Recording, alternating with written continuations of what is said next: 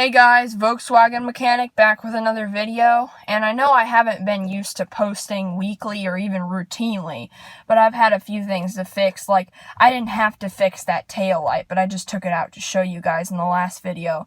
And the reason why I'm doing this video on how to reset your tire pressure monitor system is because I did one before when it was winter, but for some reason the audio and video screwed up. I was filming with my tablet, now I'm filming with my phone, but it's screwed up, and so the video was in one place when the audio was in another place, and then vice versa.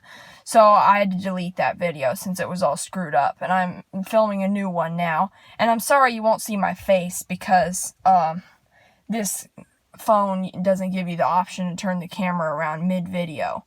But anyway, what you're going to do first of all is you're going to turn the ignition. Well, you're going to turn when you get into your car, turn on the things, all the lights come in for a check. Now let's see which ones go away. So the tire pressure light should go away when the ABS light goes away. Watch. See how the ABS goes away but the tire pressure doesn't? Well, anyway, I can help you fix that. See that little exclamation point in the middle of that yellow tire logo? That means your tire pressure is low. So anyway, first of all, what you're going to do is you're going to want to manually check the pressures of your tires, which I just did that. Unless you have like a Chevy car or whatever, or a really fancy car where it gives you the pressures right inside, you should probably go check it manually. And this car doesn't have very fancy things. It just has that light. But anyway, guys, yeah, go and check the tire pressures, and if need be, fill the ones that are low. The right front and right rear were low, so I filled them up off camera, so I didn't have to drag you guys along for that. And I'm just assuming you guys know how to fill up a car tire.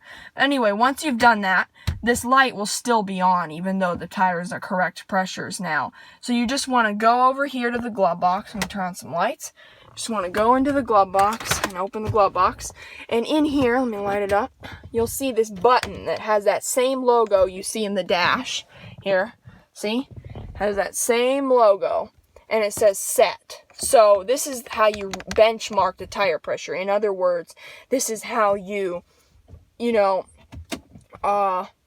because it still thinks the tires are low, even though you filled them. So you need to set it to the correct pressure, so it knows the correct pressure. So anyway, you want to press this button and hold it.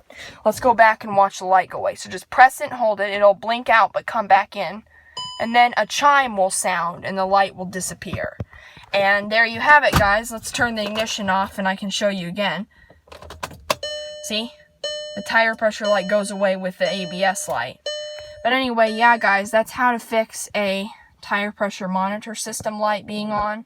If you want to know how to pump up tires, just assume, most people are going to know, but just assuming you have never done any mechanical things before, you just get you got to have an air compressor, of course, but if you get an air compressor out and plug it in, and then you just go and, let's see, you hook up the hose to it for the tire thing, which I can show you that real quick.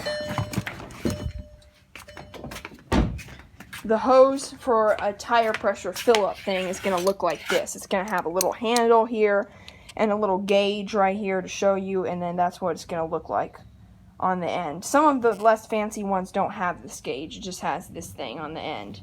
Fill it up. And you want to just take this little cap off right here. I don't know if you can see that, the valve stem cap. And then this thing here fits onto the valve when you take off the valve stem cap, and then just hold the trigger and check it as you're doing it. And once you got it filled up, make sure, this is a must, make sure to put the valve stem cap back on when you're done filling the tire. Because if you don't, dirt and trash and crap can just get in there when you're going down the road, and it can press down. Let me show you. It can, so if you take this off, you see there's a little valve core right there. That's that little, see if the camera will focus. That's that little middle thing that the thing presses down on when you're filling it. But dirt and crap can get in there and press down on that and let air out. So make sure to always have a valve cap on here, whether it's your bike tire, your car tire, any tire that has a valve cap. Make sure to have one on. Anyway, guys, that'll probably be it for this video. Thank you guys for watching, and I hope this helps you. Don't forget to like and subscribe down below, and I will see you in the next one.